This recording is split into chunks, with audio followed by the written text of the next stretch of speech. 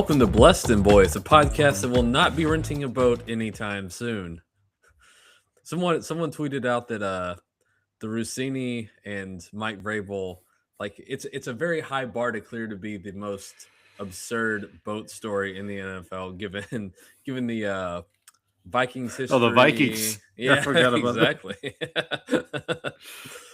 We're one Saints fan and one Cowboys fan, one fan of Who Dat and one fan of Dat Win. We're here to give weekly takes, game recaps, bad betting picks, game previews, and the occasional Seinfeld reference.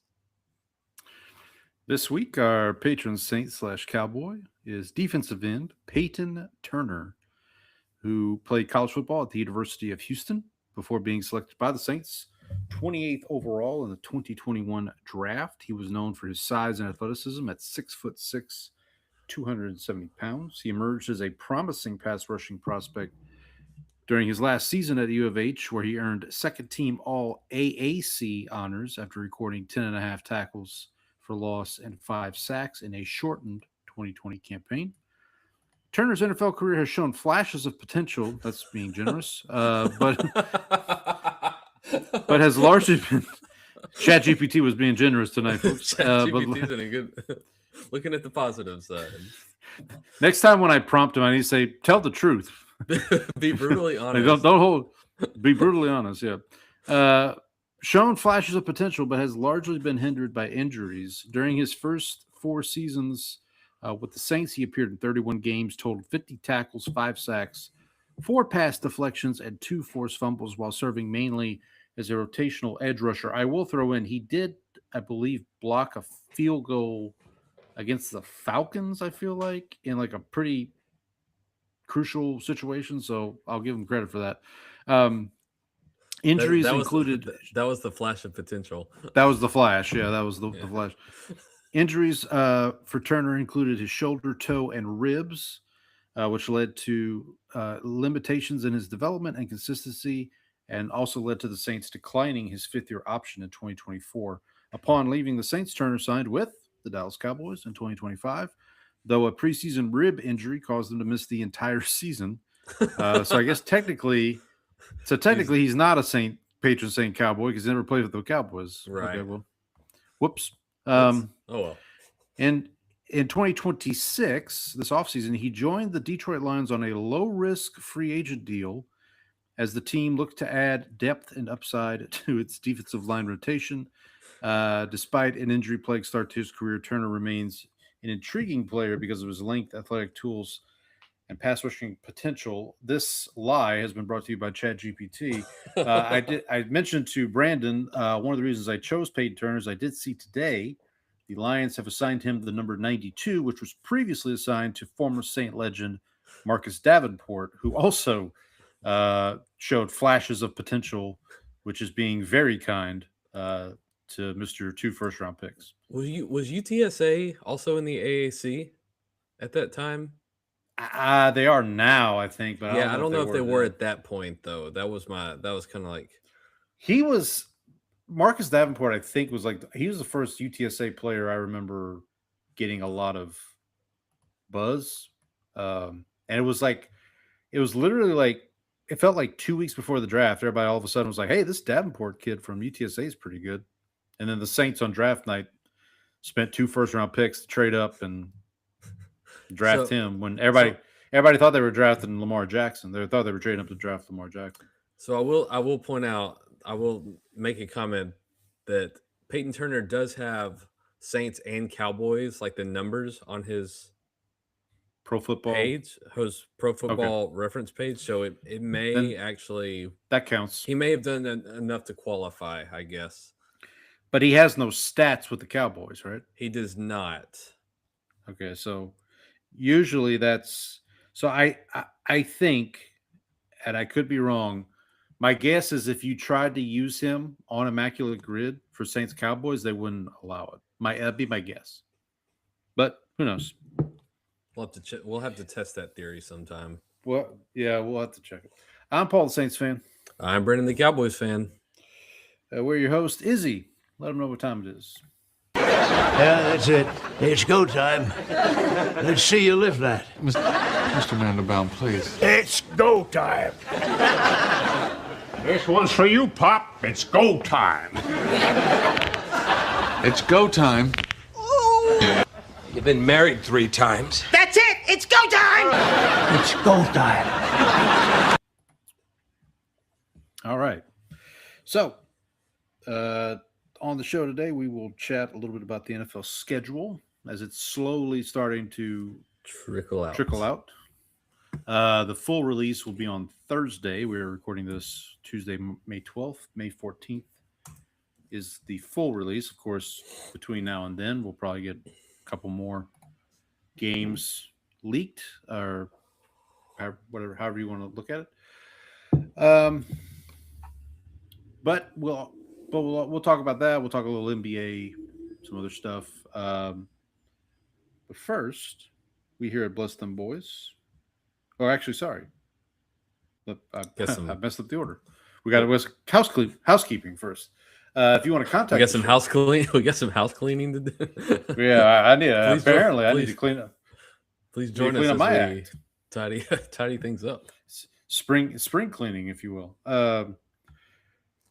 If you want to contact the show, you can do so via email blessthemboys@gmail.com, BLESSDEMBOYZ. We are at bless_them_boys on X. I'm at Paul Elliott _316. Brandon is at Ball from Grace. And now, time for everybody's favorite new segment where we check our Blue Sky account live on the show, see what's going on, and nothing. No new I did. followers. No, I did get some traction on Blue Sky, which we will get to a little later. So Very, very good. Very good. But yeah, nothing for the show account. Oh, well, better luck next week. If you are watching us currently on YouTube Live, thank you so much. We appreciate it. Why don't you hit that like button, that subscribe button while you're here? Leave a comment. Appreciate all the feedback. If you're checking us out not on YouTube Live, you can also check us out on YouTube after the fact. We do post our shows there. We also post them on Apple and Spotify. Please leave a rating and review. Tell your friends, tell your enemies, tell the bots. Bots are still going strong, I think. I haven't had any new ones this week, sadly. Nope. That's a shame. I just saw a new schedule leak. I'm sure you probably already have seen this. Ooh. International Saints related? series. It is Saints related. Okay, yeah, I did see that one. Okay. We'll get to that in a moment. But first, we here at Bless Them Boys do pride ourselves on being able to discuss other things. But enough about fish. I can discuss other things, you know. All right, Brandon. What? So, do you want to start with your? How about Blue how about you lead off this time, and I'll okay. close it out because I've got I think I'll be able to post something, be able to share Big. screen. All right. Well, that's very good. Okay. Well, we look forward to that. So I will try to keep mine brief. I'm going to start with the Denzel Challenge. We're on week 20, so we're in the 20s now. This week, challenge was fairly straightforward. The title of the challenge was Young Ones. So the idea behind this one was any kind of coming of age movie or a movie that featured an actor who was a child actor who kind of grew to some notable status. So the movie that I didn't think too long about this one. The one that popped into my mind immediately was Remember the Titans, and that's what I went with. So it is a coming of age movie.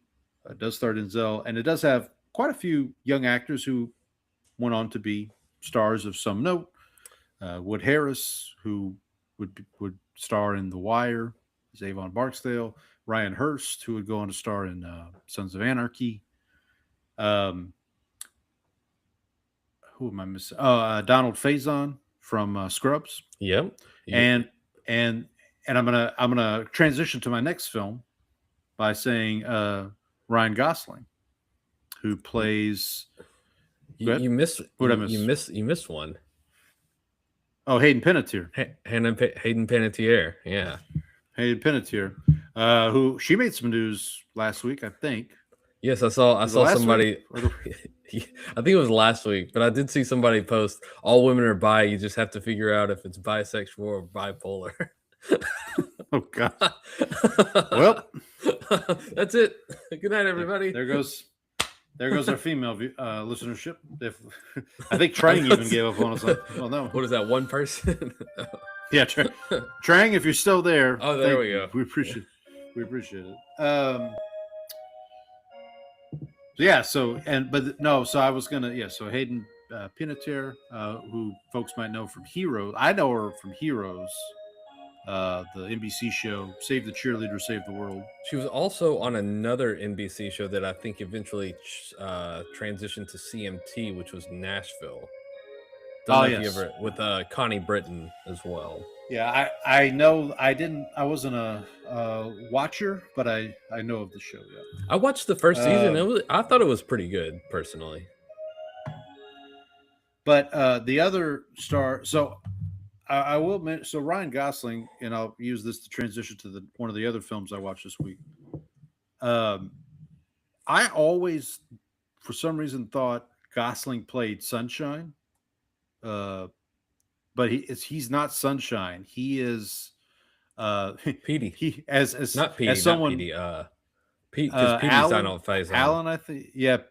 Petey is Petey is Donald Faison from Scrubs. Mm-hmm. But Petey takes Ryan Gosling's place in the big game, right? Because he's a liability at corner, as mm-hmm. a lot of people have pointed out over the years. But I think his character's name is Alan or something like that, and like.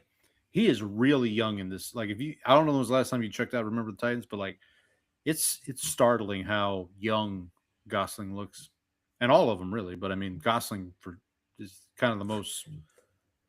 You smiling? You smiling? What are you smiling for? No, sir. No. You don't. Zero. You don't think? Zero fun, sir. Football is fun. Yeah, I hadn't seen it in quite some time, and I was taken aback by how it still hits just as hard as it did when I first saw it. In high school. Denzel, I saw an interview with Denzel when he was talking about making this movie, and he said that he was like a big Cowboys fan, and so he just pretended that he was coaching the Cowboys during this. Oh, okay. So there's that. There is that. I'm trying to think if there was any. I don't think there's any Seinfeld connections. I don't think there's anybody from. We'll get to another movie that does have a Seinfeld connection. But Ryan Gosling. Speaking of Ryan Gosling, I did watch 2026 release. Caught up with. Finally got a chance to check out Project Hail Mary, and it is easily my favorite movie of the year so far. It is astounding. Gosling is fantastic in it. If you haven't had a chance to see it, it's on video on demand now. It's not streaming yet. It's probably not going to be streaming for a while, but it's probably still in theaters too. If folks want to go try to see it in theaters, but it's phenomenal. I mean, just I don't want to speak too much about it. I mean, a lot of it, if you've seen the trailer, there's a lot of it's there. There is kind of what I would classify as a twist that I don't think they outline in the trailer. That is like in the movie when they kind of, put it forward. It's like, oh, okay, didn't expect that. But it's great. I mean, it's really. It's a 2.5-hour movie that. It does feel a little long, I will say that, but it's very easy to lock into. It's very, very enjoyable. So what's it streaming on right now? It's just on VOD. So like you have to I had to rent it from Fandango at home. I had a gotcha. So but I highly, highly recommend it. I think it's an Amazon movie, so I'm guessing it's going to be on Prime once it comes to streaming. But it's directed by it's a pair, Christopher Miller and Phil Lord, I believe is his name. They are the directors of the 21 and 22 Jump Street movies with Mm. Channing Tatum and Jonah Hill. That was Mhm. kind of their big movies prior to this. But yeah, highly recommend it. It is absolutely my number one film. Another 2026 movie that I did see, which also has kind of a twist that is not is that I won't spoil here, is The Drama with Robert Pattinson and Zendaya. Mm. Did not really know what to expect from this movie going in, but it is in my little blurb on Letterboxd that I wrote when I logged this movie. I said this is respectfully a top 10 episode of Curb Your Enthusiasm. Like it's that kind of cringe humor where like you're laughing at stuff that you probably shouldn't be laughing at, but like So it's like a dark it's- comedy, basically. yeah, it's very dark in some respects. Speaking of Larry David, did you see that someone published the Prognosis Negative? Prognosis yeah. Negative is actually like because somebody he Yeah. found it on eBay. Apparently, somebody was able to get a copy of it, and he published it online, like the full screenplay. So it's out I did there. see if you that. wanna I read it. haven't had a chance to check it out, but yeah, I did see that happened. But so yeah, I would highly recommend The Drama. In fact, if you'll indulge me real quick, Brandon, I'm just going to give you. I've only seen 7 2026 releases, so I'll just give you my quick rankings at this point. Okay. So at number 7, we talked about this movie I think 2 weeks ago. Mercy, the Chris Pratt. Yes, Chris not Pine. Chris Pine. Chris Pratt movie. I learned my lesson. So number 7's that movie. At number 6 is The Rip. That's the Matt Damon, Ben Affleck movie where they are cops that are potentially stealing from drug dealers. It's a Netflix. It went straight to Netflix. Number 5 is Crime 101, which is the Chris Hemsworth, Mark Ruffalo, Halle Berry movie, which is basically Chris Hemsworth plays a thief, but he's kind of an anti-hero. You know, he's a thief, but he's not a bad thief kind of thing. I don't know. Like Robin I think Hood, I talked sort about of. it. Not quite that, but yeah, it's like he's a somewhat of a bad guy, but there's a badder guy that he has to contend with, I guess. Gotcha. Number 4, Send Help, the Sam Raimi, Rachel McAdams movie where it's her and Dylan O'Brien are stranded on an island. O'Brien. I am not O'Brien. That one was a pleasant surprise. Again, another one I didn't really know what to expect going into it, but I had a good time watching that. Number 3 is The Drama, which I just talked about. Number 2 is The Bone Temple. 28 years later, The Bone Temple, which I got to see in theaters earlier this year. I still really am blown away by it. Haven't revisited it, but maybe at some point I did see that because there was talk that the third movie in the 28 years later trilogy maybe wasn't going to happen, but I did see today it looks like they're getting ready to start production. So we'll see. And then number 1, Project Hail Mary. Like I said, it's. I will tell you, I'm getting less enthused by the minute for this for another 2026 film that's coming out, which is The Odyssey. Yeah, you've. Yeah, I get it. I understand. Did you see they all there was another cast member announced today, which was maybe who was it? Travis Scott. Oh, I knew about that. Yeah. I had heard that he was going to be in it potentially. So my favorite part of this is like Christopher Nolan told the guy doing the music, "Hey, they didn't have an orchestra at this point, so don't use an orchestra to make the soundtrack." And then it's like, okay, and then like everything else in the movie is like a bunch of anachronisms. So like this is what we're doing in here. Yeah, look, I'm gonna give give Nolan the benefit of the doubt until I see what he's doing. I mean, I get it. People have an opinion about it. I get it, but I'll see. We'll see what it's all about first, and then we'll go from there. There was another. What's the other 2026? Well, Devil Wears Prada 2 just came out. My wife was wanting to see that. Have not seen that. It's the other big upcoming release.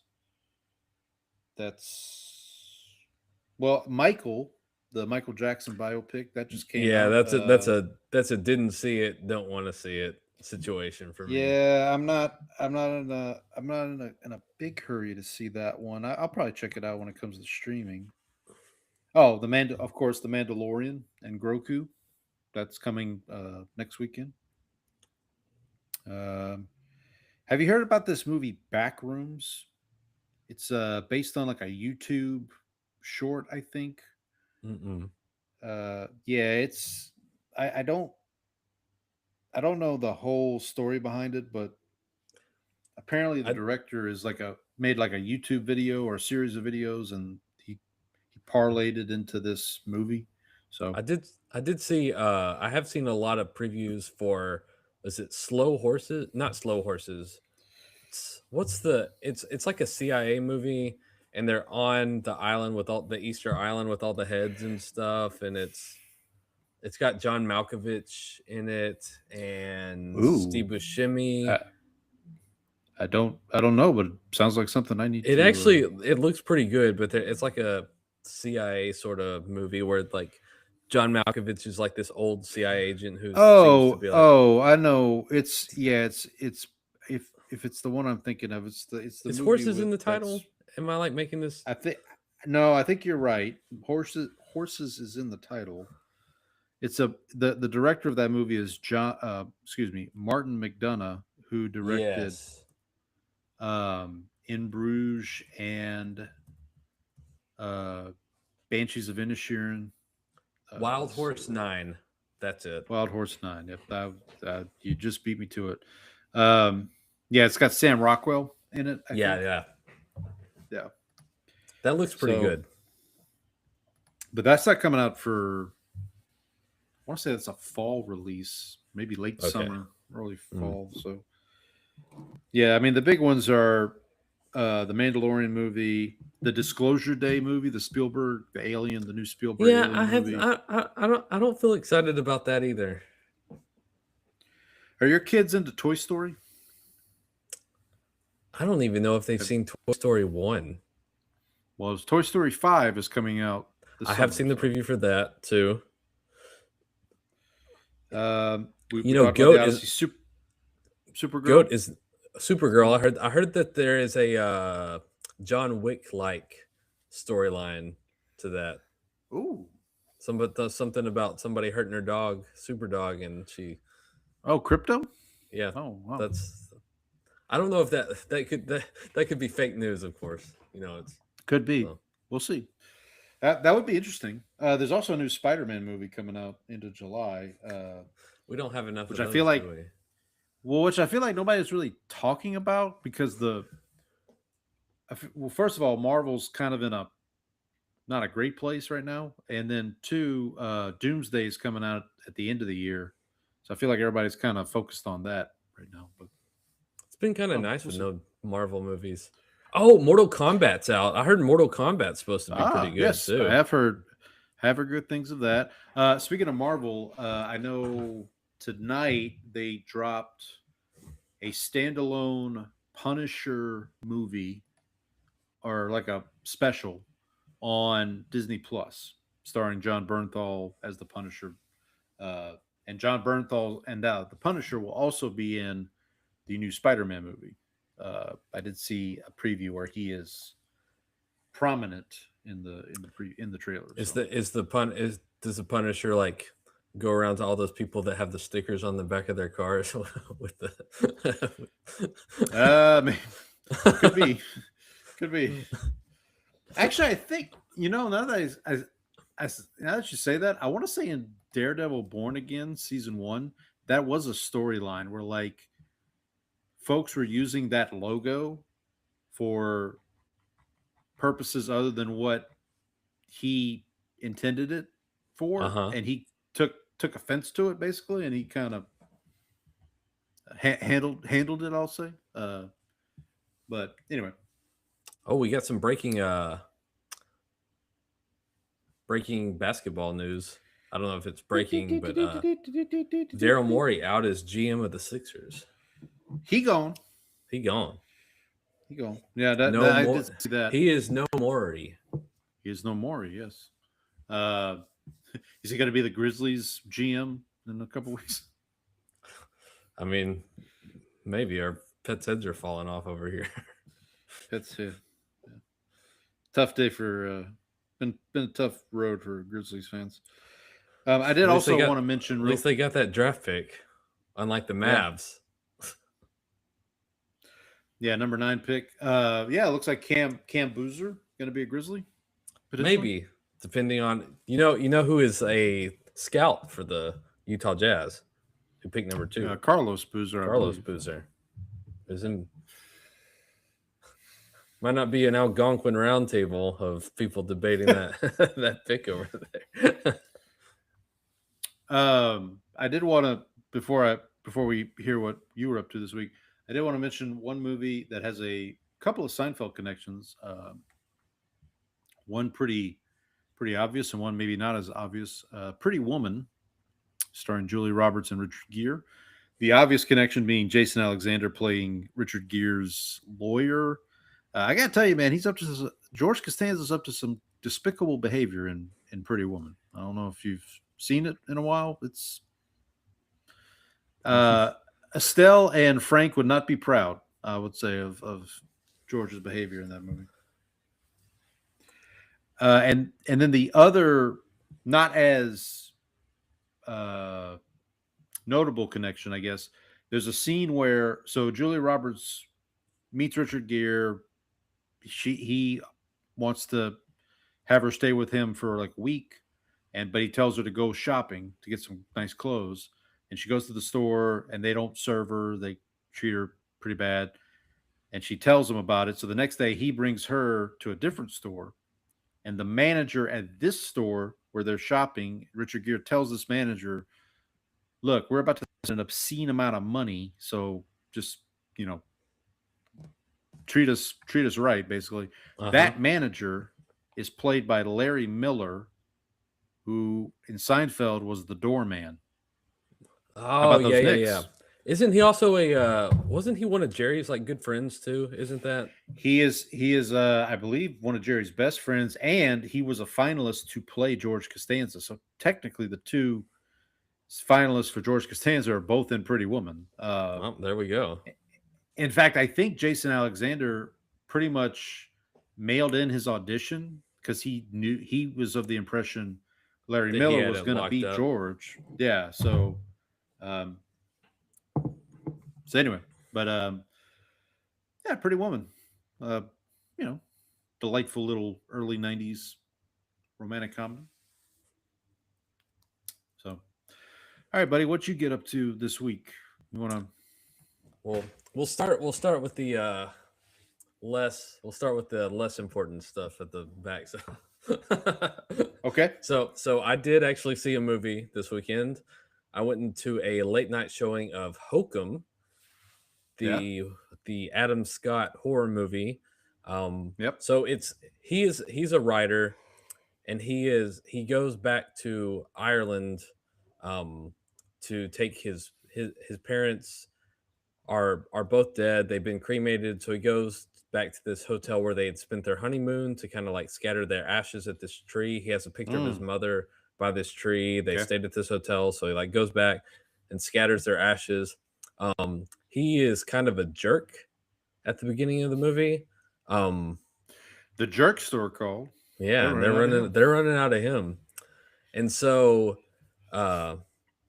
he's there around Halloween, and something, I'm not going to give too much away, but something happens, and eventually he finds out that this waitress that helps him, or the bartender or worker at the hotel that helped him, she's gone missing. And so he feels compelled to try to find her.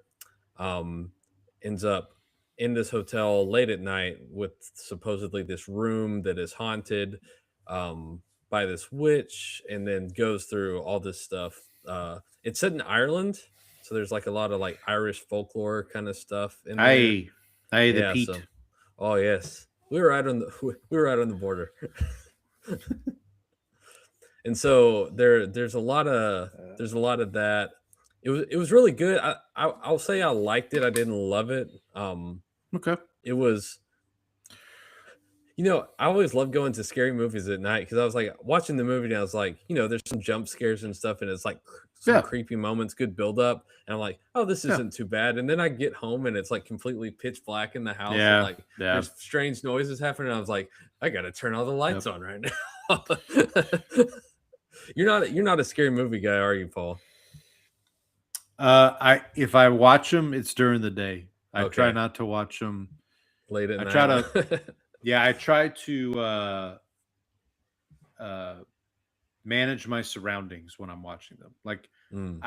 I mean, I went and saw Bone Temple in theaters, and that was a big step for me because like I try not to watch horror movies in theaters because I don't know, just the sound and all that stuff. Like if I'm gonna watch a horror movie, I want it to be in a controlled environment at my house where I could like watch it during the day. I don't have to worry about like that. What you were describing. So I think the worst But I I've ever gotten- had it was I've gotten worst I better ever- over the years about it. the worst I ever had was I went and saw Hereditary Ooh. at night and came home and I was like, and so I like turned the lights on and stayed up for like 2 more hours after that because I was Now like, that I one- cannot. That one I watched kind of on a whim. Like it was available on Tubi, I want to say, or something. And I was like, and it was like it was a weekend morning, and nobody was up yet. And I was like, you know what, I'll just watch this. So it wasn't like daylight yet. Like sun hadn't quite come up yet, but like, yeah, it was. Can you imagine watching The that at last- like 9 at night and then coming home at 11 and it's like The last 30 minutes of that movie are like bat crap crazy, man. oh, it It's- is off the walls. Like it is off- insane. I still think Toni Collette should have at least been nominated for a Mm. Academy She was really Award good for in that. one. So there was that, and then for Mother's Day, we kind of took it easy. I made some tiramisu. We did brunch at the house. I'll be right back. Well, I gotta get your reaction for the next part, so I'm just gonna wait here until you until you get back.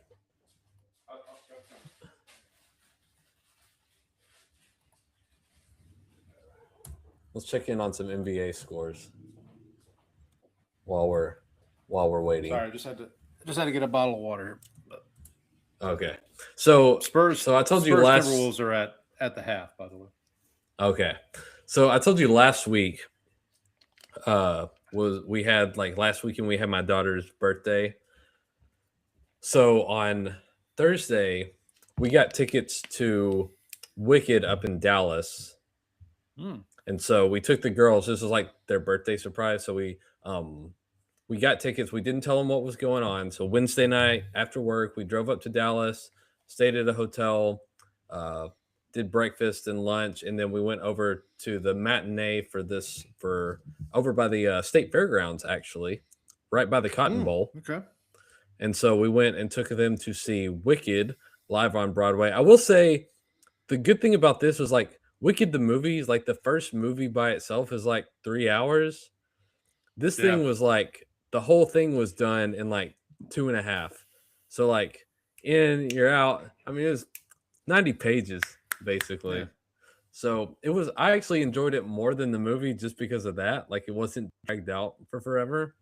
The girls had a great time. They really enjoyed it. And then this past weekend on Saturday and Sunday, I spent the bulk of my time as you know, we are preparing for the spelling bee. So I finally, after all the work I've done building the Word database, I finally got the spellers in. They were released at the start of this month, so I built our power ratings. So I am going to pull that up because we do have a favorite for this year that we really like. A 12-year-old, actually. The royal we. The royal we. Let's see.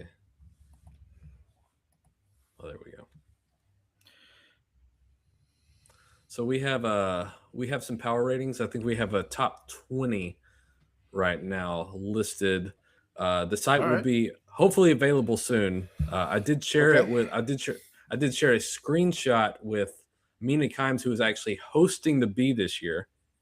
Yeah. And she seemed pretty excited about this. She did ask for a link. I told her, hey, we're still working on it. I mean, it'll be a lot. She interacted at least. Like she didn't. Yes, exactly. She did. She didn't just like give it a like and then like move on. She actually like responded. So let's see. All right, our probability ratings are coming up here. While you're pulling that up, I'll just let the fine folks know. Spurs 59, Timberwolves 47 at half. Ooh. Are they back in San Antonio tonight? They are back. They are back in San Antonio. Wembanyama is playing after being tossed out of Game 4 for elbowing somebody in the face. I don't remember who it was. Victor Wembanyama, Victor Wembanyama, Victor Wembanyama. All right, come on. Where's the table?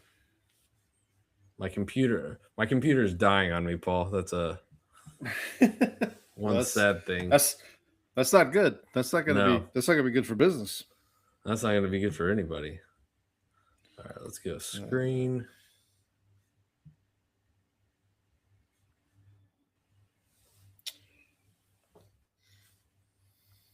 Okay.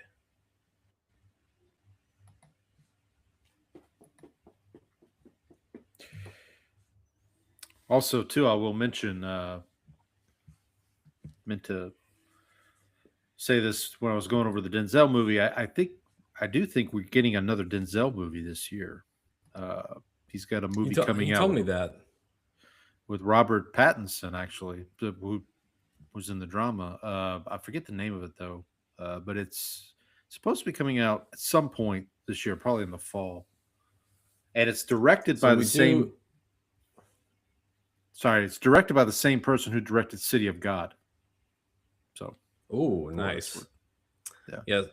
So I still need to clean up this because it's a little crowded over here. But now, our top 20 are listed. Our favorite right now is a 12-year-old, I believe, from Alabama, Sarv Dharavane. I'm sure that I'm butchering that. Sure. Yeah. Yep. His current ELO rating about a 1579. This will be his third B, and he has performed well at his two priors, which is why he's rated so highly coming into the competition. We also have some other details over here if my computer decides to not suck.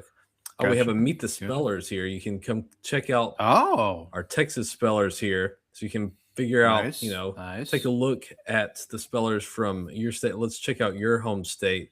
It's 5 spellers this year. Okay.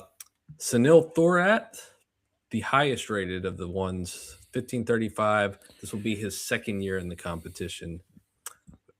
We also have some of our foreign. These are our foreign. Also, one of my favorite names here, Zui Spacetime. I believe he's our number 4 rated contestant for this year. Interesting last name. Apparently, his parents kind of just did what they wanted with their last names.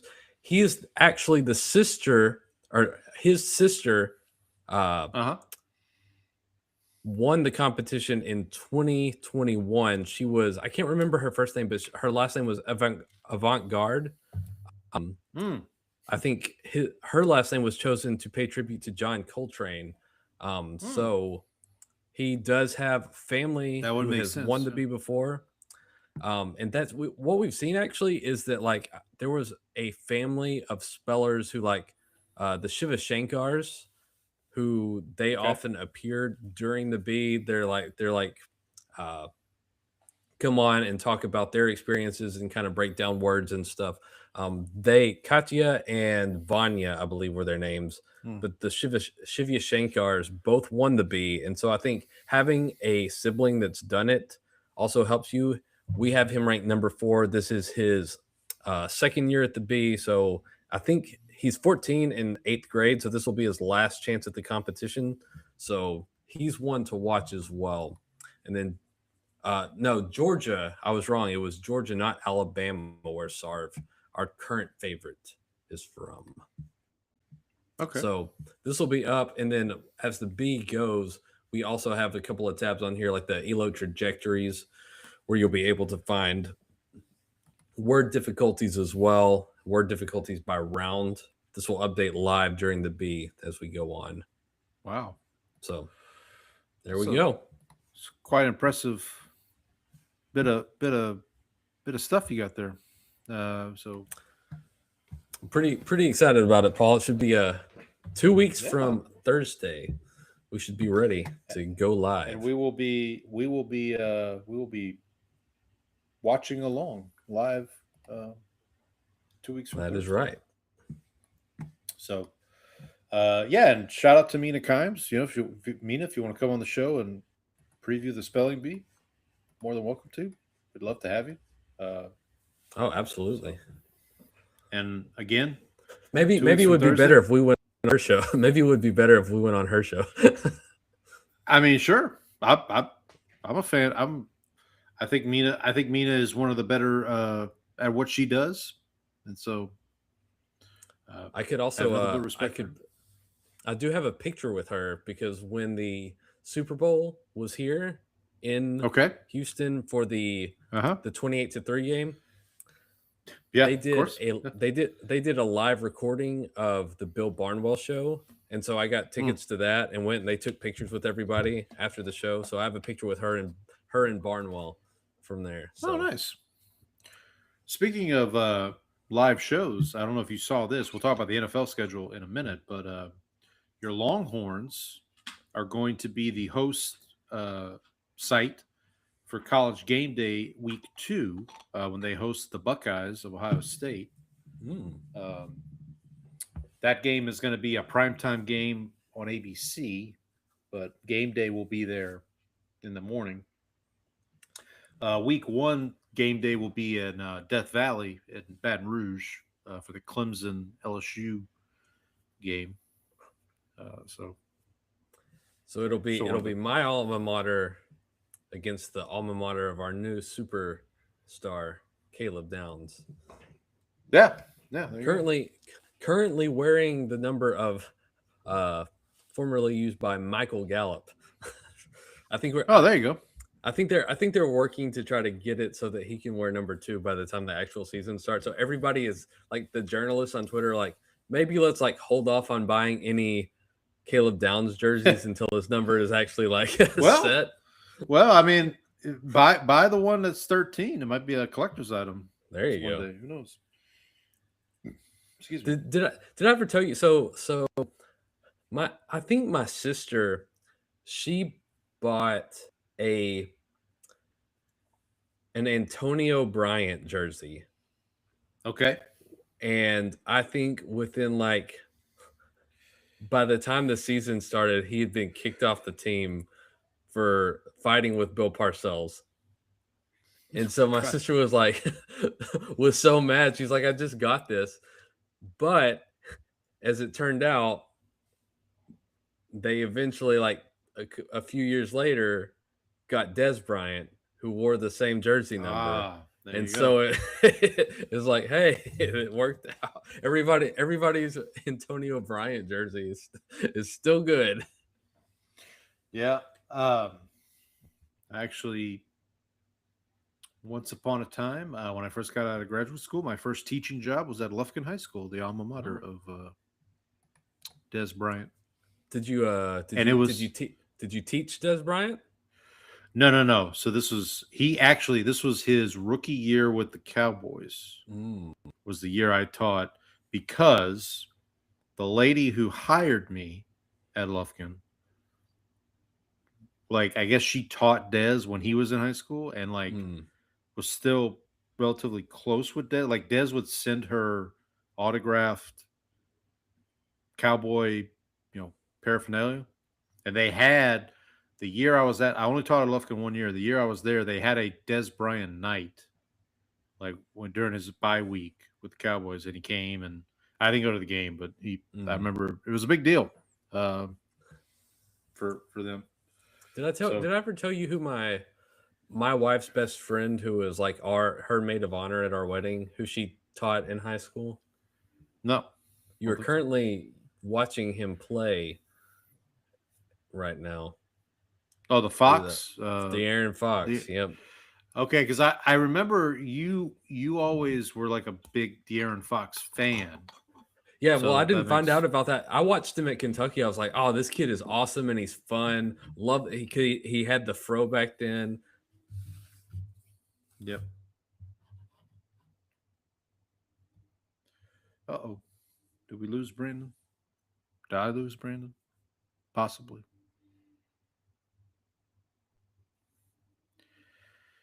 I think Brandon's computer may have given up on him after sharing his spelling bee metrics there.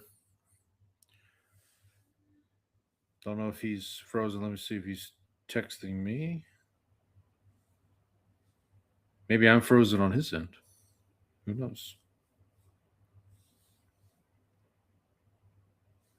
Oh, yep. I lost him. Okay.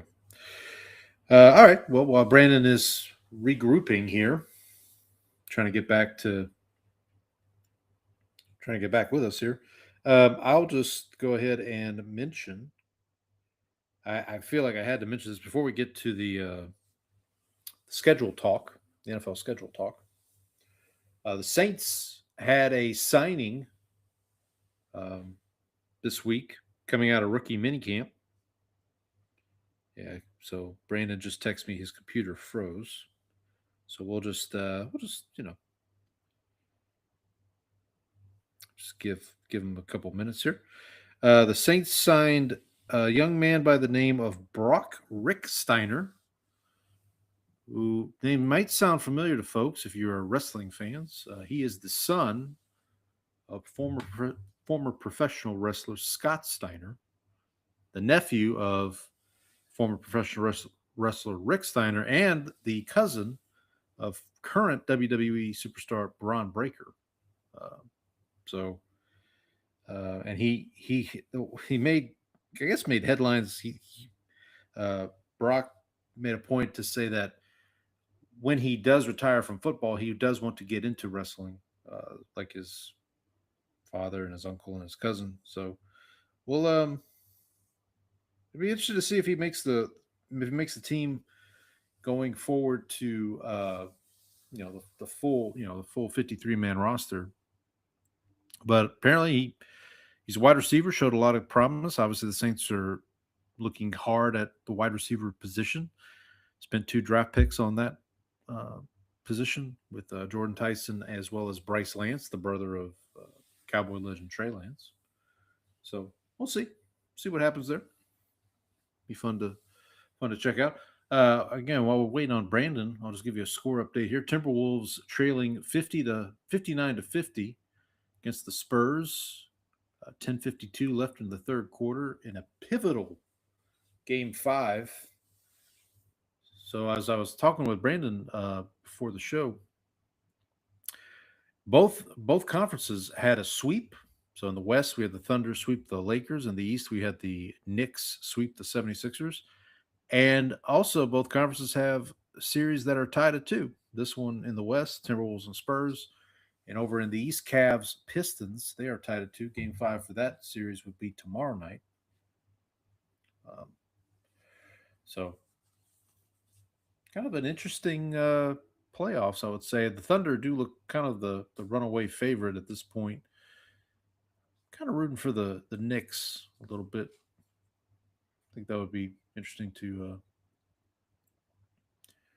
for them to get a championship after so many years.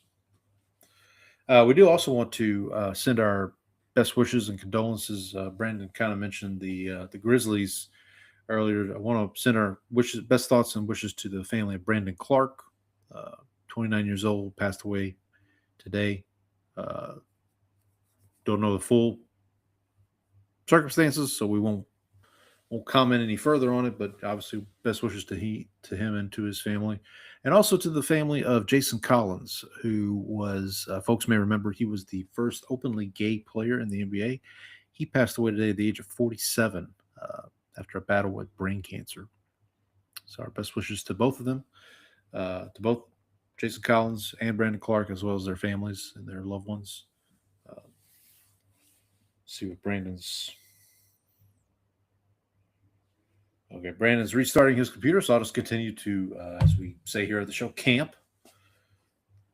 For those that haven't been with the show, there was once upon a time my computer froze up and I had to log off and restart like Brandon's doing now. And I texted him. I meant to text him, you're going to have to vamp, and my autocorrect changed vamp to camp. So here at Bless Them Boys, we camp in times like this. Let's check some baseball scores. Nationals 10, Reds 2. Top of the ninth there. Rays and Blue Jays tied at 5 in the top of the eighth. The Mets 7, Tigers 2, bottom of the seventh there. Braves 5, Cubs 2, top of the ninth. Royals and White Sox tied at 5 into the sixth. Going into the seventh inning there. Shout out to Andy, White Sox fan.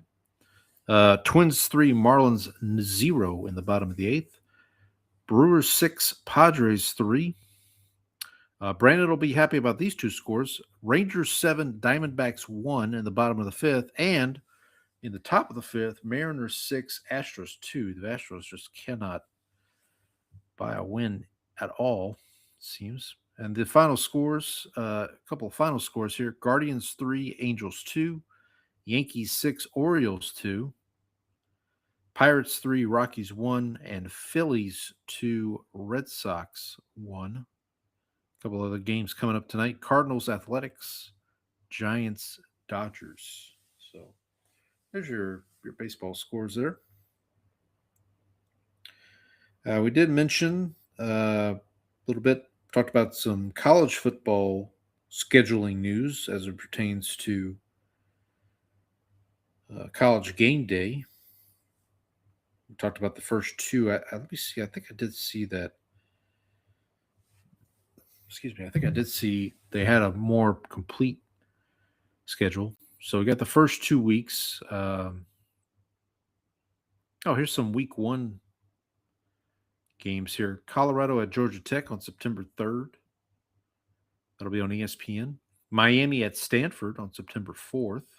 It's a Friday. And then Saturday, September 5th, we'll have East Carolina at Alabama. That'll be a noon Eastern time kickoff. Baylor, Auburn, 3:30 Eastern. And then Clemson, LSU, as we talked about. That'll be the game day game of the week. And then on Sunday the 6th, Louisville, Ole Miss at 7:30 Eastern. And on Labor Day, Monday, September 7th, SMU at Florida State, 7:30 Eastern on ESPN. Yes, I thought I saw a more complete schedule. I guess Okay, here's September 7th. So I'm sorry, November 7th, which is week 10. This looks like the big week of the college football schedule here. We have usual suspects like Alabama, LSU, Georgia, and Ole Miss. Those are obviously two big SEC games. Miami, Notre Dame also will be week 10. Oregon, Ohio State, BYU, Utah, Oklahoma, and Florida. Penn State, Washington, Virginia Tech, SMU, and Brandon's Longhorns against the Missouri Tigers. So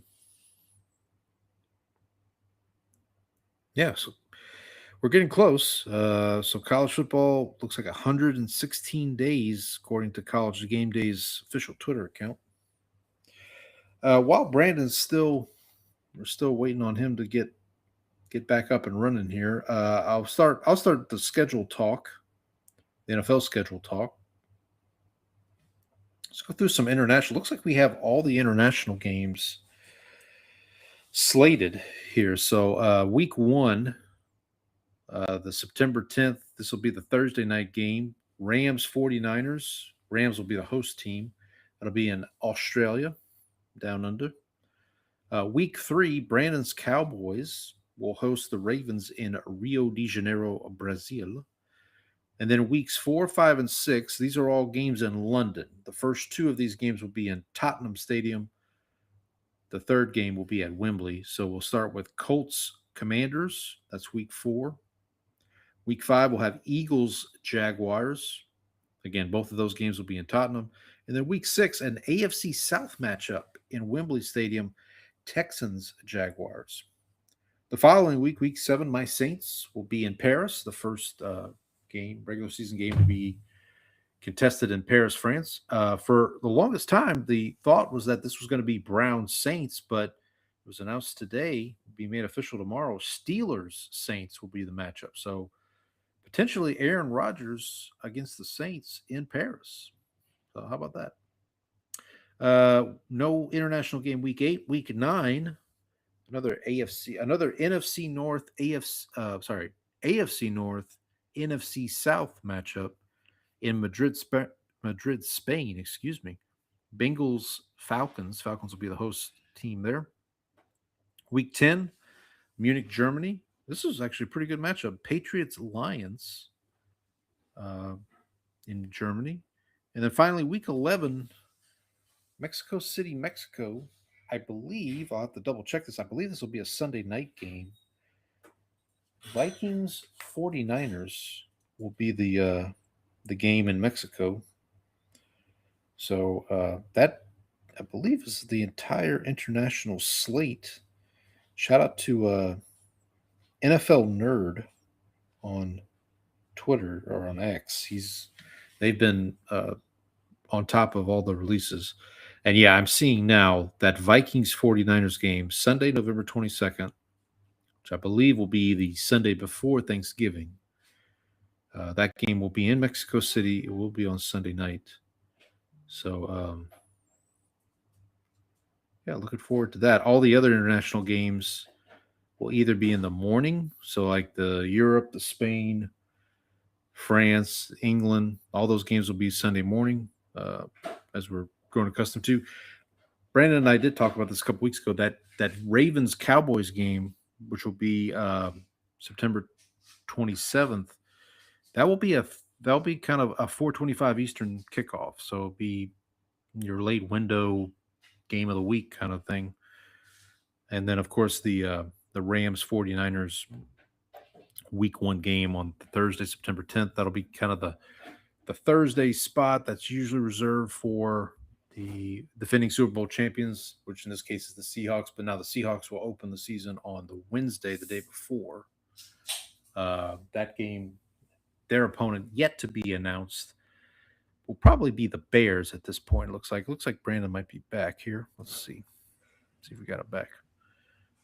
You back, buddy? Your mic's off. You're on mute if you're talking. Oh. There you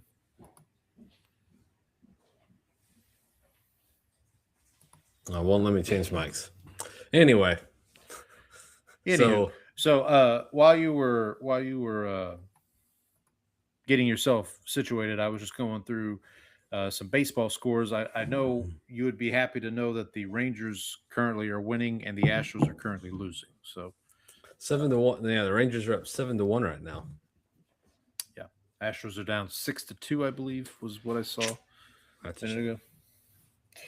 I was just going through the international slate of games here for the NFL. Looks like we got all the international games slotted. So it looks like the Derek Carr was, in fact, doing some scouting for your Saints when he was over in Paris. Oh, by the way, happy on Sunday, May 10th, it was the 1-year anniversary of Derek Carr's retirement. So happy Derek Carr retirement to all who celebrate, me included. Oh, I forgot to mention this, but my wife and I just like when we're unwinding for the day, we'll just like put on Suburgatory. Okay. And we were watching an episode and they were in the attic, and it was like this one lady was like, "You got to clean up over here. Do you have a hamster? Get rid of this stuff." He's like, "Haven't you ever heard of a hantavirus?" And we were like, "Whoa!" I was like, Excuse me. "This is way ahead of its time." All right. Well, there you go. So both of our teams have international games this year, and both of our teams will be hosting AFC North teams in international games this year. Week 3, your boys in Brazil against the Ravens, and then I think it's week 8, Saints in Paris against the Steelers, not the Browns, as it was erroneously reported earlier this year. Should we call them Steelers in Paris? Sure. Does it? We could do that. Is that joke over your head? Do you, A little bit. Okay. There is a Kanye West. Oh, never mind. Yep, I know what you're talking about. Never mind. Okay. Well, I don't want to. Whoa. Yeah. Well, stop the show. Stop the show. We can't lose any more viewers, Brandon. We're on a very fixed income. Yeah, so the international games are set. So the Cowboys now, Brandon, have 3 of their games, if I'm not mistaken. 3 of their games are set. So you got week 1, Cowboys at Giants, Sunday Night Football, as God intended. Week 3, they're going back to the well for that one. They haven't used it in a while. It's been a little bit since we've had Cowboys Giants. Yeah. So had to get back to it now that the Giants have an exciting new coach. Week 3, we just talked about the international game. So most likely week 2 will be the Cowboys home opener, unless they do the Cowboys at Texans game week 2, which would be rude, ridiculous. But so yeah, week 3 you got the Brazil game, and then Thanksgiving looks like it's going to be Eagles at Cowboys in that middle spot there, right? So, yeah, the Cowboys schedule kind of coming into focus here for you guys. That's right. Saints have one game, Saints international game so far. The only one that's been released so far. Only one that's been released so far. I did want to go through really quick. Let me pull this up. I did. So for the Saints, if my phone's not cooperating here. Here we go. The Saints non-division schedule, as it sits right now. Oh, hang on. What happened here? This phone's a piece of junk. All right, let's see. Saints non-division schedule. Here's their road games. Saints road games are at Ravens, at Bears, at Bengals, at Lions, at Giants. Kind of a mixed bag. Their home games, Packers, Vikings, Steelers, which we just established that Steeler game will be in Paris, Raiders, Cardinals, and Browns. So, not too terrible. Your Cowboys, your road games are your non-division road games are at Texans, at Colts, at Rams, at Seahawks, at Packers. Buddy, that's not easy. Well, the Colts. Hopefully, they get that game early in the season before Daniel Jones is still hobbling around back there. Yeah, I would, and then of course, I mean, Cowboys and Lambeau, obviously a classic rivalry there.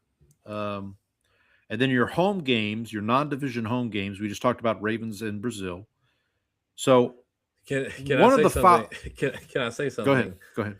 Given Lamar Jackson's eating habits, are we absolutely certain that he'll be able to play in that game? I don't know. He may hit up the. We'll see if he hits up the street. Maybe would it be, if he can't play? Would it be a Cooper Rush revenge game, or is he not with the Ravens anymore? I don't know. Because I think eventually they bench Cooper Rush for somebody else. Why do I feel like the Ravens' backup quarterback is not Cooper Rush anymore? Is it I could be wrong. Snoop Huntley? Is Huntley still there? I thought he was with the Dolphins. Didn't he go to the Dolphins? I think he went back. Or Josh Johnson? Hang on. Oh, well, they just signed Diego Pavia with Oh, Vanderbilt. yeah. I They mean, they invited him to the mini camp. right, which was disrespectful. Let's see here. Ravens depth chart. No, you're right. Scoop Huntley. So the the quarterbacks for the Ravens are Lamar Jackson, Tyler Huntley, Scoop Huntley, somebody named Joe Fagnano. Excuse me? We don't use Yeah, that. exactly. This is 2026, buddy. We got to be careful here. And then Diego Pavia.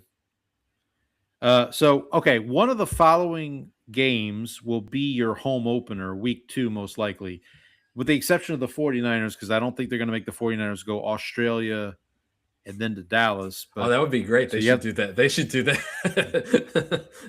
So you got the 49ers. You also have Cardinals, Jaguars, Titans, and Bucks. That's your other non-division home games. Give me the Cardinals. I want baby. to. Yeah, that would probably be a good one. Or I would say the Jaguars. That might be a tasty early season non-divisional matchup.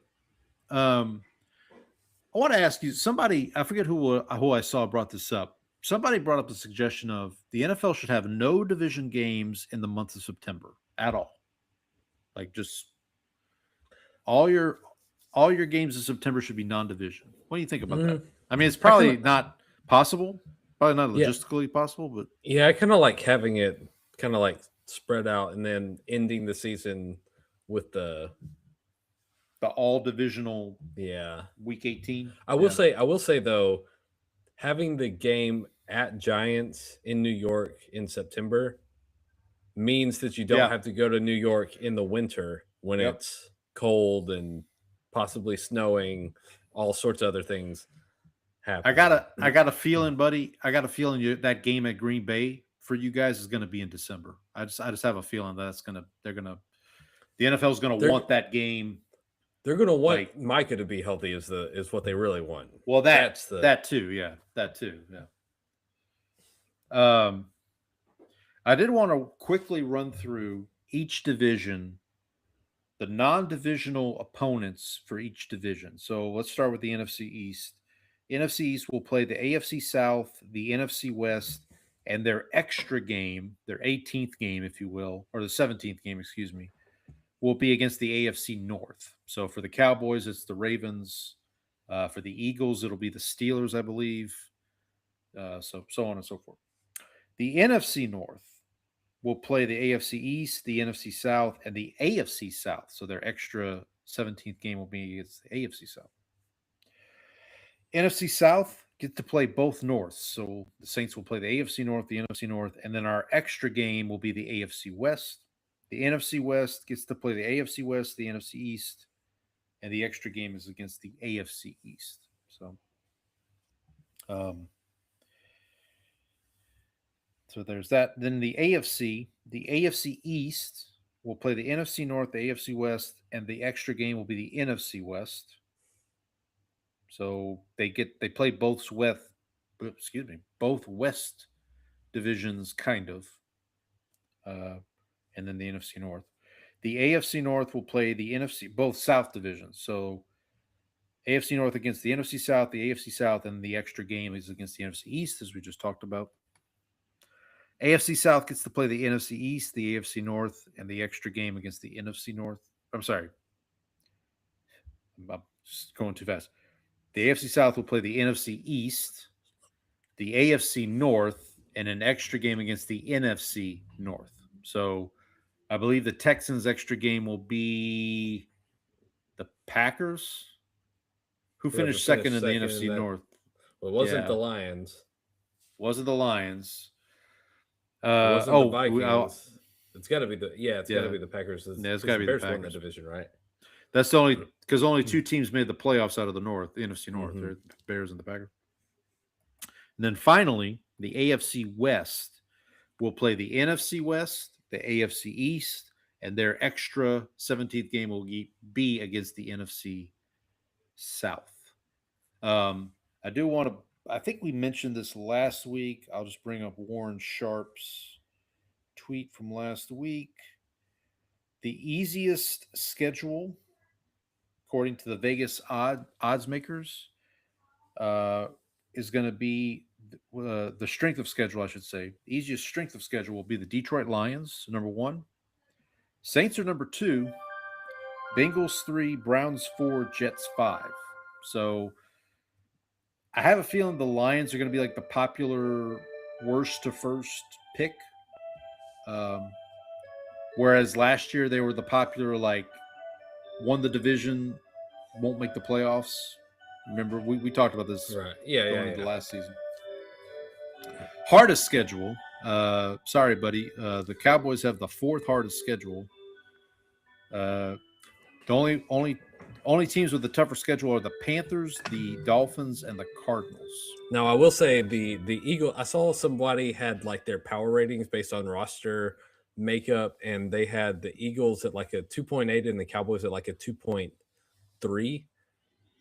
But that also includes AJ Brown, who is supposedly going to be gone. And if you take AJ Brown off, it drops them to about even with the Cowboys, and so that would make the Eagles' schedule technically harder and the Cowboys' schedule easier. So there is that. Yeah. We did talk about, we kind of last week did rankings of like who's most likely to go worst to first. I think we had the Lions. No, I think I had the Lions number 1. Just based on the fact that they have the easiest schedule, and some other things. I mean, they should be improved in areas. If we were doing the opposite of that, who's the most likely team to go first to worst, or first to not make the playoffs, I guess, if you want to look at it that way. I'm starting to put the Patriots in that category because, man, I mean, this Vrabel thing, the Vrabel thing aside, okay, just take that out of the equation for a minute. They seem like the classic, we played an easy schedule, we fed off of that easy schedule. Now we got to play a first place schedule against, let's see. Who's there? So they're going to.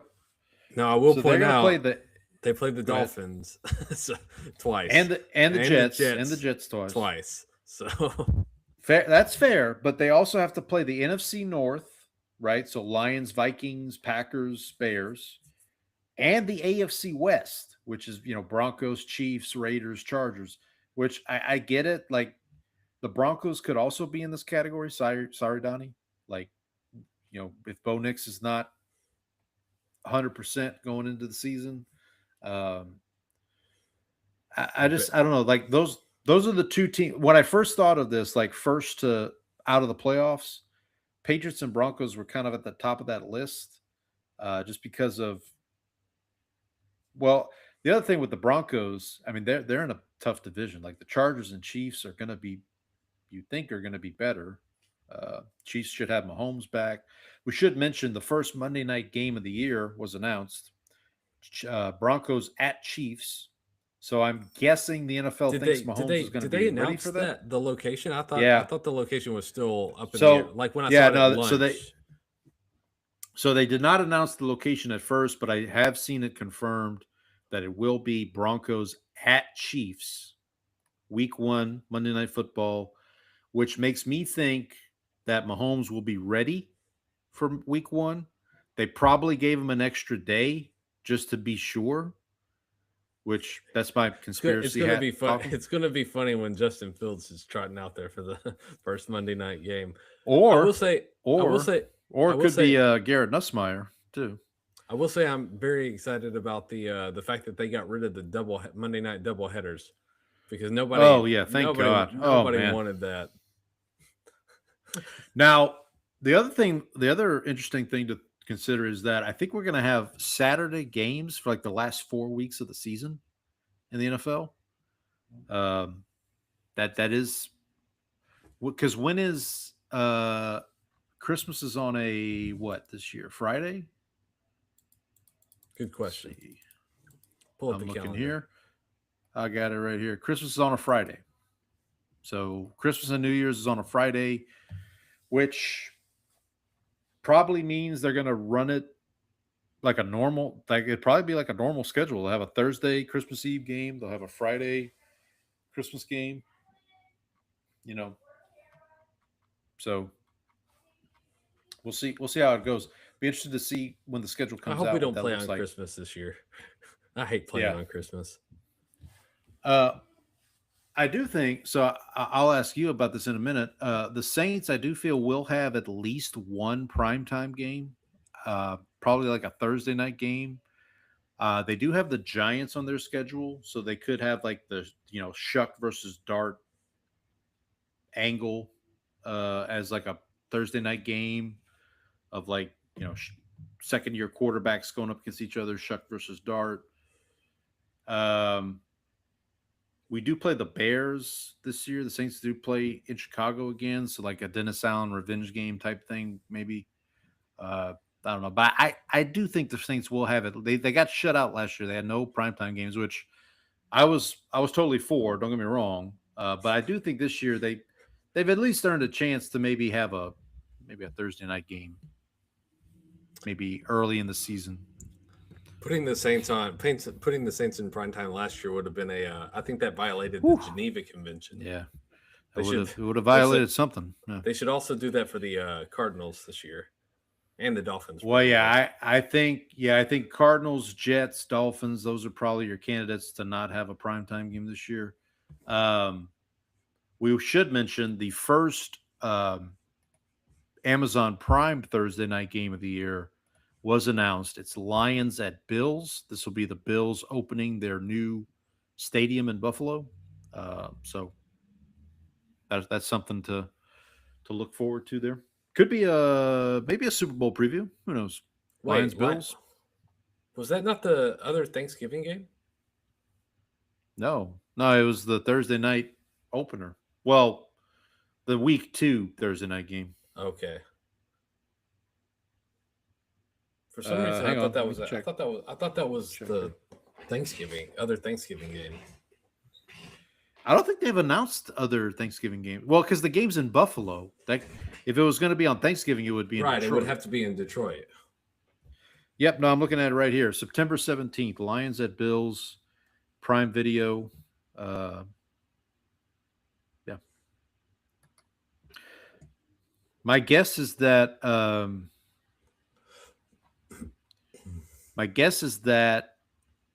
the Bills or the Lions Thanksgiving game will probably be another division. They'll probably do like Packers Lions or Bears Lions, or maybe not Vikings Lions, but I think it'll be a divisional matchup.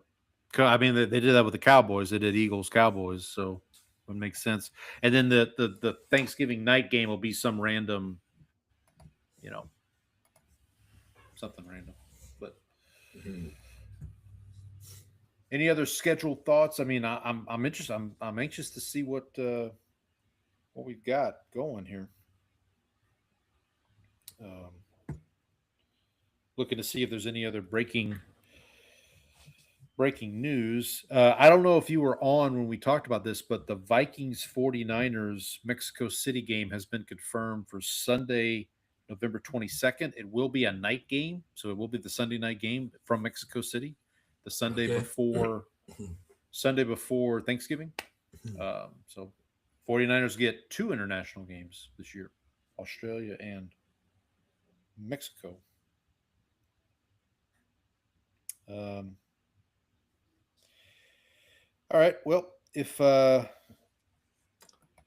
any other, if that's all we got, maybe we want to play Immaculate Grid real quick, or let's pull it up. I pulled it up right now just to take a look at what teams are available. Take a gander. Take a gander. Me gander myself here. Let's see. Well, hang on.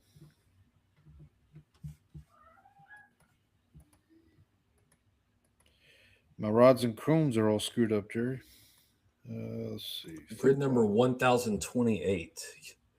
All right, 1028. That's what I've got.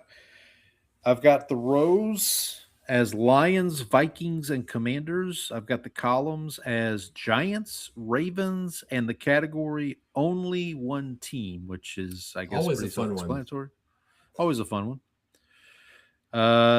So for those of you listening and maybe haven't heard us play this game before, basically we decide who goes first. That person picks a square. They give an answer. The next person gets a chance to give their answer. Whoever ends up with the lower score, we use golf scoring here. Lower score wins. There's 9 squares. So at the end of this, whoever has the most squares wins. If there is a tie, we did have a tie. Well, we had a square tie Square tie, yes. last week or the week before. But if we do end up with the same number of squares, then we just go by overall cumulative score. Lower score wins. So, Brandon, you've been on a winning streak lately. I'll let you go first this time. All right, you're going to let me kick it off here. Okay. So let's see. Where shall I go? Oh, I've got a potentially good one here. Let me double check and make sure. Okay.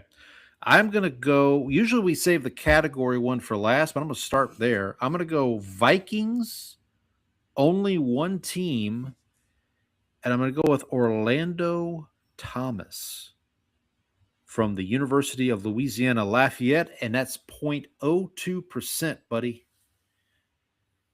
Vikings, only one team. Orlando Thomas, 0.02%. What do you got to say to that? I'm going to get some water while you contemplate there. Well, we could go with everybody's favorite quarterback here, J.J. McCarthy. Let's see.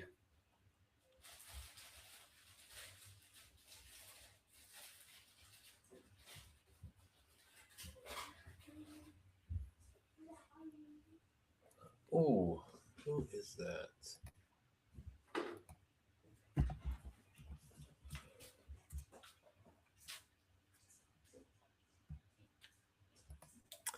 Okay, let's go with a running back. Average 3.5 yards an attempt played from 2012 to 2016. Mr. Matt Asiata. Oh, yeah. 0.2%. 0.2%. Mine was 0.02%. Yeah. So all right. Score that one for me. By the way, Spurs have extended their lead to 20 in the fourth quarter here. All right. I will take the bottom left corner, Washington and New York. And I will go with our old favorite, Mr. Richard Shiner. There you go. 1%. Someone has caught on to this guy. What's he doing scoring 1%? Yeah, for sure. Oh, okay. I was going to try to use another one of our favorites, but he does not qualify. So I'm going to have to pivot. See what we can pivot to. I'm thinking off the top of my head, I mean, Antonio Pierce would work, but he's probably too high of a score.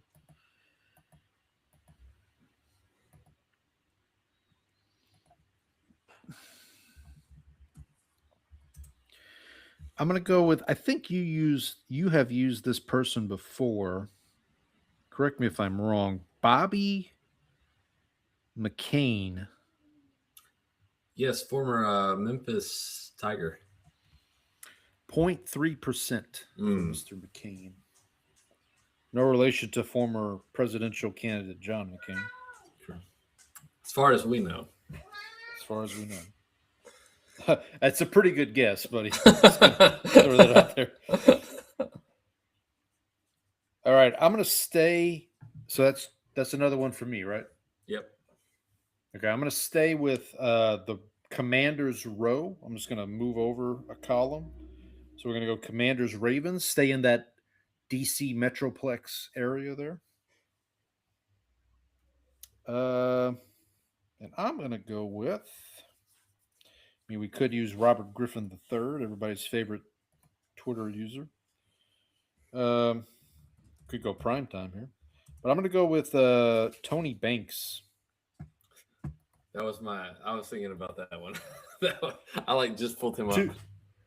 He gets, I got the milk score for him, 2%. All right. Be right back. I'm gonna use one of our favorites here. Immaculate Grid legend. Billy Cundiff. 0.6%.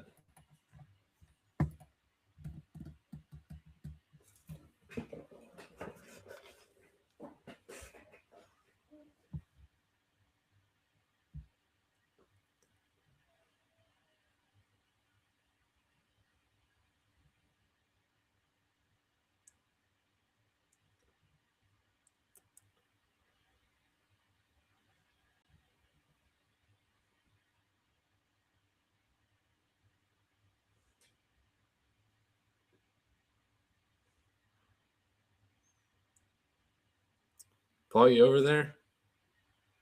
Hang on. Okay. I don't know if we talked about this before, but Billy Cundiff's full name is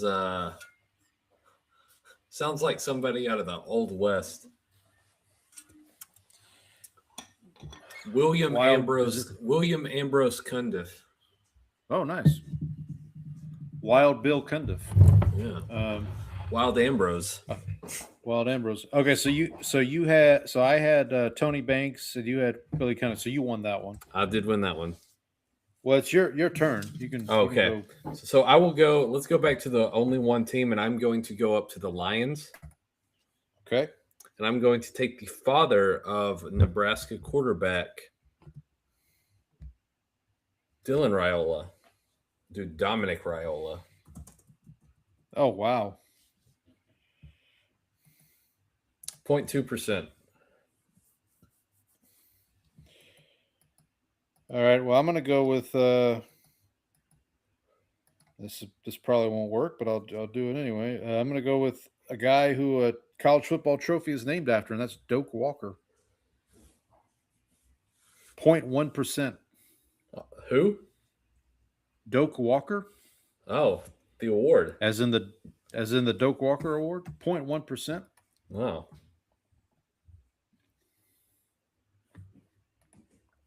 Do you win that one or I win that one? I think you did because I got 0.2.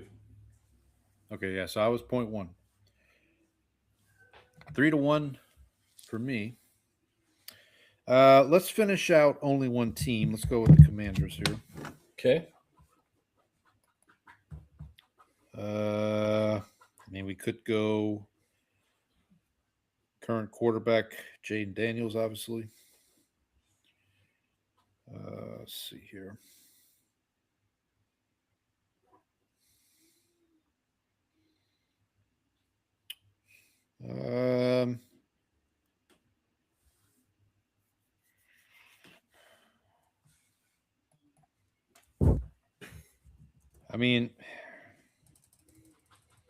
Pickings are pretty slim, buddy. I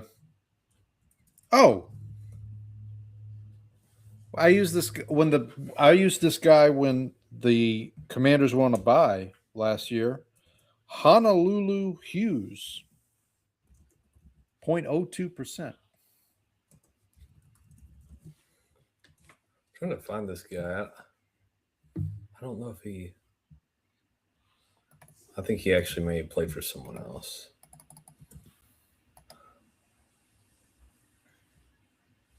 Oh, he did.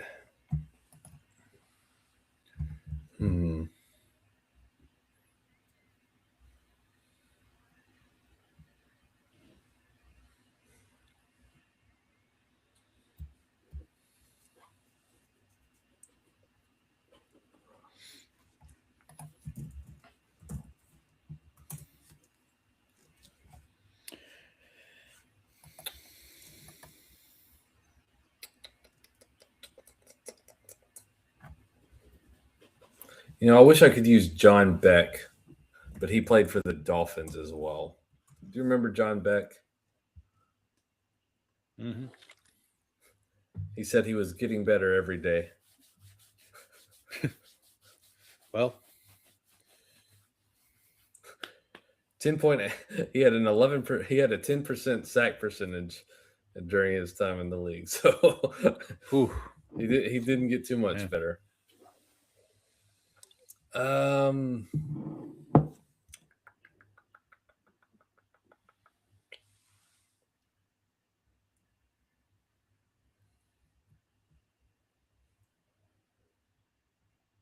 I don't know, Paul. I mean, you could always take my guy and just concede the square. I don't want to do that.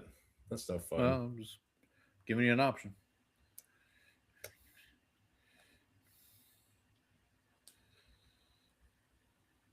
I think too, if you concede this square, I think I win. No. I've gotten one here. Calm down over there. Yeah. Look, I'm just trying to win one of these.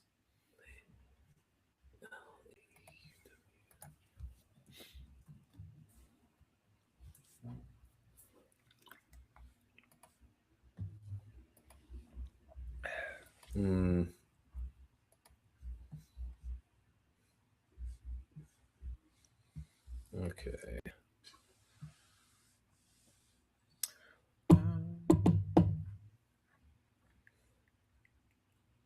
Okay, the Timberwolves have cut the lead to 13. Well, now it's 11 because they just got a breakaway dunk by Julius Randle. 8 minutes left. They still got a little bit of time.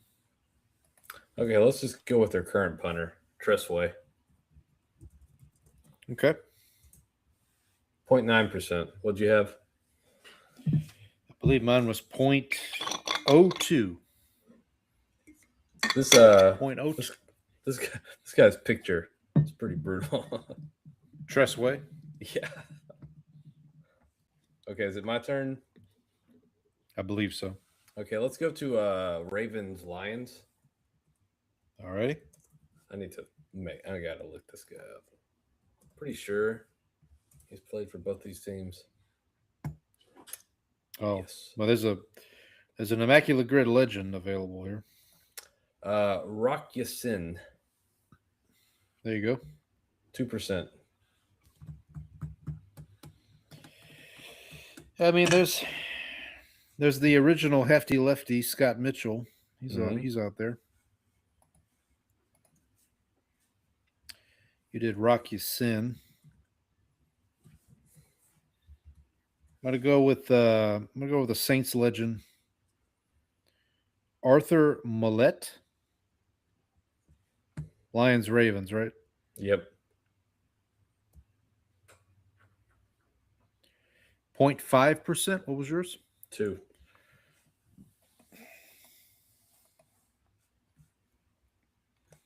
I think So what is it now?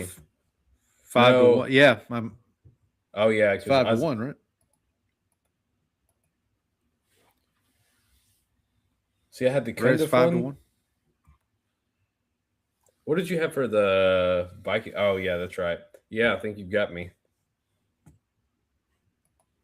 Yeah, you beat me. The only one you got was Ravens Commanders because you had Cundiff and I had Cundiff. Tony Banks.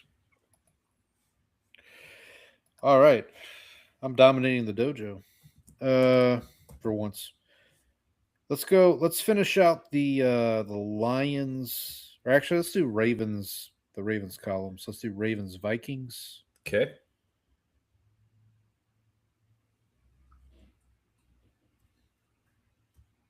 I got a guy. Oh yeah, I'm gonna use my this. I don't know. Hopefully, this isn't your guy you were gonna use. Leroy Horde. No, I'm going to use a Harvard alum, Matt Burke. He went to Harvard. Oh, he did go to Harvard. 8%. Leroy. Oh wow! All his Harvard buddies are using him on Immaculate. Apparently so. Leroy Horde was 0.7%, by the way. All right, we got 2 squares left, buddy. Let's go Giants Vikings.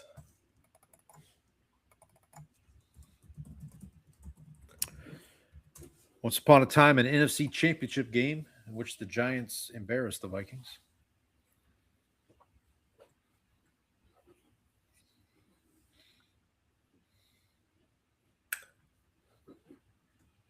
How about old well, there's Morton Anderson. Saints legend. The Great Dane, as it were. There's also another legend. Actually, I'm going to go with a guy that you used already. I'm going to go with Bobby McCain. Okay. Bobby McCain, Okay. Memphis legend. All right. 0.1%. You know what? You brought him up. I'll just use Morton Anderson. There you go. 2%. 2% for the Great Dane. So you win that one. I'm back, baby. Hey, let's finish it out with Giants, Lions.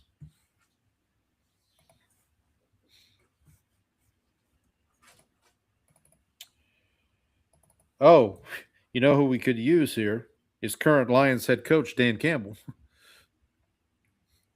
I'm not going to use him though. I had a standard.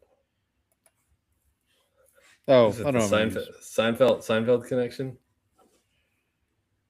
No, I don't think so. I'm going to use R.W. McQuarters. Not going to use Pepper Johnson, Oh, of course, not Salt, but but Pepper Johnson. Well, if you won't, then I'll just go ahead and use it then. go ahead. R.W. McQuarters, by the way, 0.3%. 1%. So my The final. other option I was thinking about was Ruben Drones. Oh yeah, of course. You could use Dan Campbell. I think I mentioned, but so my score was a 6. 14. The high scores, the highest, the most popular Let- players. Okay, so Oh, you want to? let You me wanna try to guess? Let me try to guess some of these. All right, so let's start. You want to start top left? Lions, Giants. I don't have one that I would like necessarily. I don't have one that I can think of like right off the top of my head. Oh, Golden Tate. Golden Tate is not. It is a wide receiver for Lions, Giants, but it's not Golden Tate. I don't think you'll get this one. No, I don't think so either. How about Kenny Galladay? That's okay. I knew it was like a line. I knew it was one of those guys. Kenny G. Kenny Galladay, excuse me, not Galladay. It is. Galladay, how about isn't it? Oh yeah, okay. I was right. I second guessed myself. How about Lions Ravens? You want to guess that one? Anquan Bolden. Good guess, but it's not him. Haloti Nada. Lions only. I'm guessing it's Barry Sanders. Actually, no, it's Jahmyr Gibbs. What? Yeah, Uh, a lot of youngsters playing. yeah, a lot of kids Michael over Gibbs. here, the whippersnappers. I'm curious to know what. So Jahmyr Gibbs' score is 15%. I'm gonna. Oh, that's pretty hang on, low. Let me see if I can pull it up on here. Give me a second. Hopefully you don't lose me. Am I still there? Yeah, I still see you. Okay. I'm just gonna see if I can pull it up. Oh, you're On trying my to do another. Yeah, because I can't do it on my phone now. Here, let me try on my computer here. I'm just gonna only one team, Barry Sanders for the Lions. It's 15%. Same score as Jahmyr Gibbs. Okay, so it must have been like decimal. So there you go. I guess, yeah. All right. You want to guess You want to guess the Vikings only one team? Vikings Another only current one player. Is it JJ McCarthy? No, Justin Jefferson. No, it's a JJ, but not JJ McCarthy. Justin Jefferson. Yeah. How about Vikings Ravens?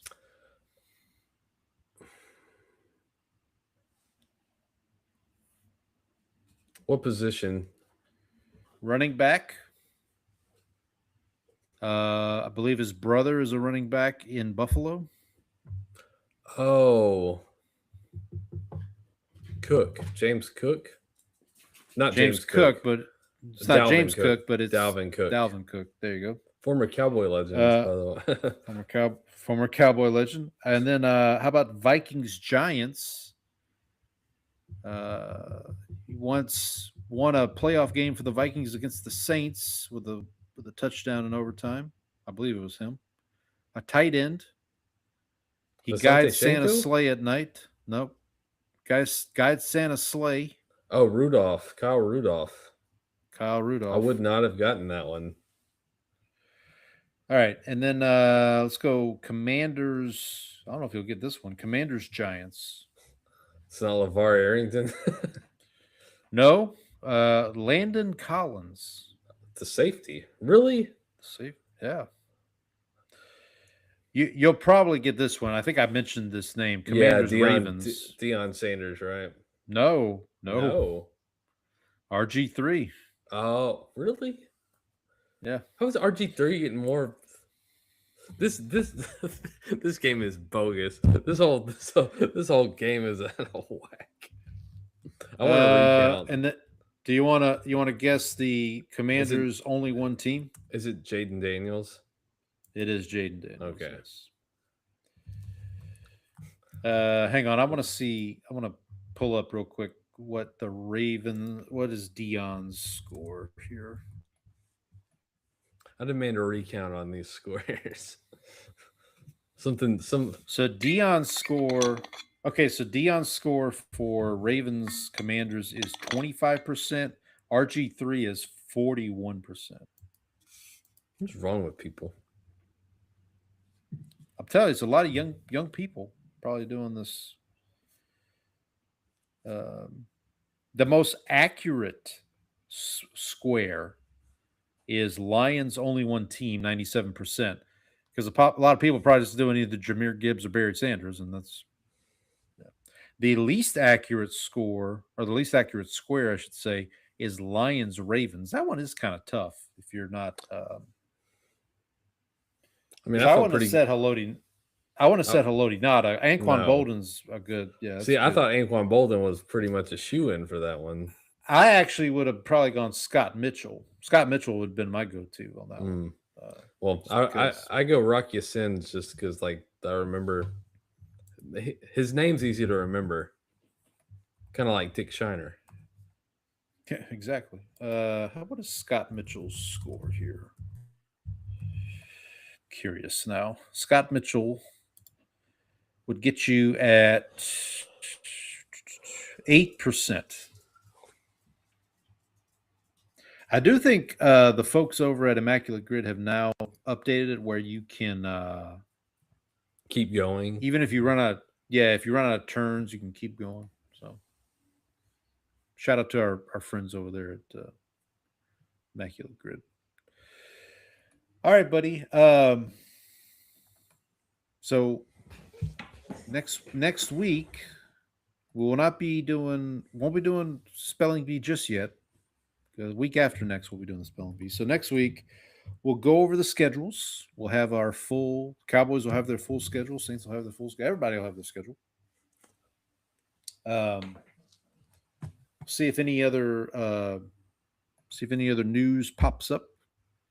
So Aaron Rodgers, I should mention. I did mention Steelers, Saints in Paris. It'll probably be Aaron Rodgers, but he hasn't signed with the Steelers just yet. He apparently was in Pittsburgh this weekend, but did not meet with the Steelers as it was thought he would. So, if there's one thing we know about Aaron Rodgers, it's that he wants to get this over and done with so people aren't spending too much time thinking about him. Right, of course. as we all know, he is very selfless. Also, and doesn't want the Don't spotlight. let this Vrabel Rossini thing distract you from the fact that we have not met Aaron Rodgers' wife as of yet. Okay, we still don't have photos of her, which apparently it's easy to Yeah. get photos of people, but except for Yeah. Put TMZ on that. Put TMZ on Aaron Rodgers' There we go. wife. Let's get some pictures.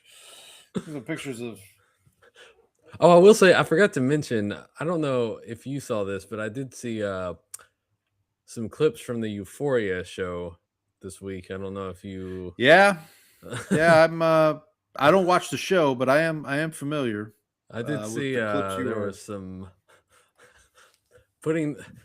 You know when Jerry tells George she's not going to put him on the glass. Sydney Sweeney, that does not apply to Sydney Sweeney, who did put him on the glass. Yeah. Some wild stuff going on that show, buddy. Your guy, De'Aaron Fox, by the way, 18 points tonight for the Spurs. There we go. So, and they're up by what is that? 19? Yeah, 112 to 93. 3.5 minutes left. Looks like the Spurs are going to take a 3-2 lead back to Minnesota. I'm trying to find this. While the I'm trying to find while an the Thunder immaculate wait. grid that has this Cowboys and Saints, so I can try out Peyton Turner. Peyton Turner, yeah. Yeah. They used to. I thought I saw when I talked to the guys. Like this was a year ago now. I thought they were working on something where you could search by teams. Teams. Yeah, maybe not. Let's see. I'm just going to go through all the grids until I get to one. Oh, here's one. Okay, I found one. All right, what number? 3. Peyton Turner, right? Oh. Is that his name? Yeah, Payton. Peyton Turner. Survey says does not work. There you go. That's what I thought. So, I guess that we got to redo the show now. We're gonna have to we need to like put in a like hey, you have Disclaimer. the Cowboys number on his, because usually they won't Yeah. put that unless they've actually played. So Well, I mean, to be fair to them, Peyton Turner it was only last season, so maybe they haven't updated it. maybe they haven't scrubbed that data yet. So, This is an outrage. well, I mean, I don't know what to tell you, buddy. I do know what to tell our fine listeners. Thank you for checking us out. We'll be back next week. Brandon, maybe you'll have I'm sure the Spelling Bee website will be up and running by that point. And hopefully it won't crash my computer this time. Hopefully it won't crash your computer. Again, Mina Kimes, if you would like, you're welcome to come on the show. We can talk. We can talk Seahawks because we've talked Seahawks with our good friend Trang already. Talk about DeMarcus Lawrence and Dante Fowler. And Dante Fowler, of course. We would love to have another female listener to the show. Be our Although- second female guest. Yeah. It's like of course. It's like Jerry in the when he ends up with Donna Chang. Oh yeah, Well, of course, yeah. We're only in the eastern Well, hemisphere now.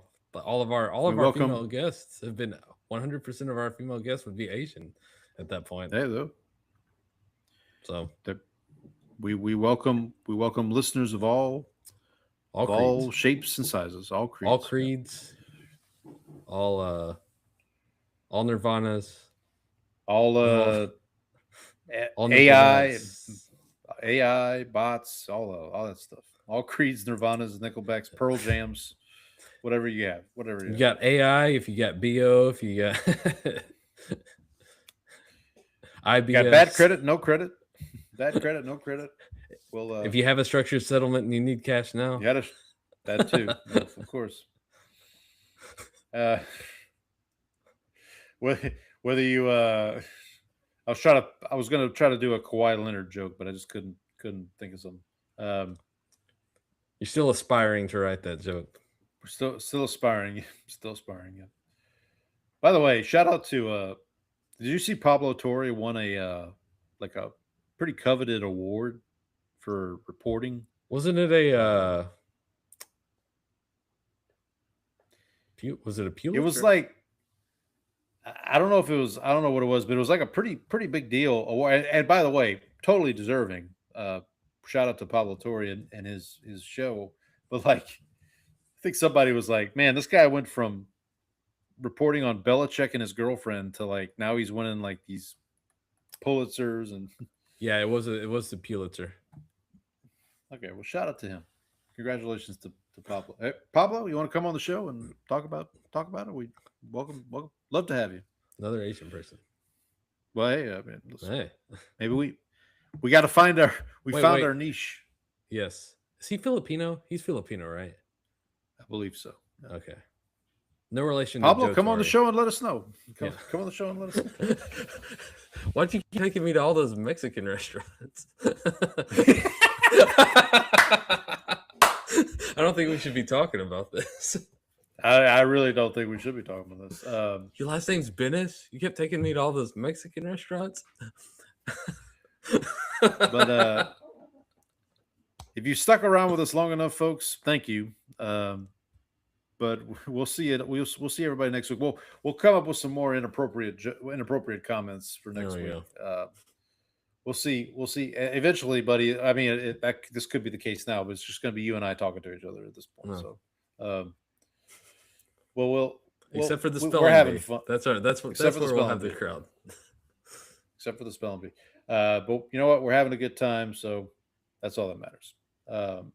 Until next week, happy schedule release, everybody. Happy schedule release.